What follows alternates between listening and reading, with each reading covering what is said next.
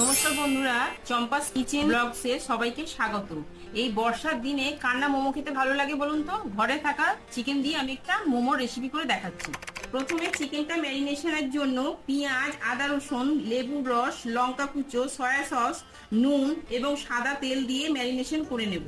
মেখে রাখা ময়দা থেকে গোল গোল করে লেচি কেটে লুচির মতো করে বেলে নেব। এবার আমি চিকেন দিয়ে মোমোগুলো সব গড়ে নেব।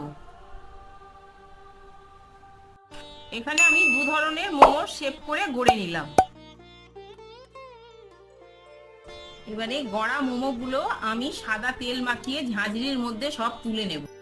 ফুটন্ত জলের উপর এবার ঝাঁঝরিটা বসিয়ে চাপা দিয়ে মাঝারি আঁচে প্রায় 15 মিনিট স্টিম করে নিতে হবে। হয়ে গেল আমার স্টিম চিকেন মোমো। যদি রেসিপিটা ভালো লাগে একটা লাইক দেবেন, শেয়ার করবেন এবং চ্যানেলটিকে সাবস্ক্রাইব করবেন।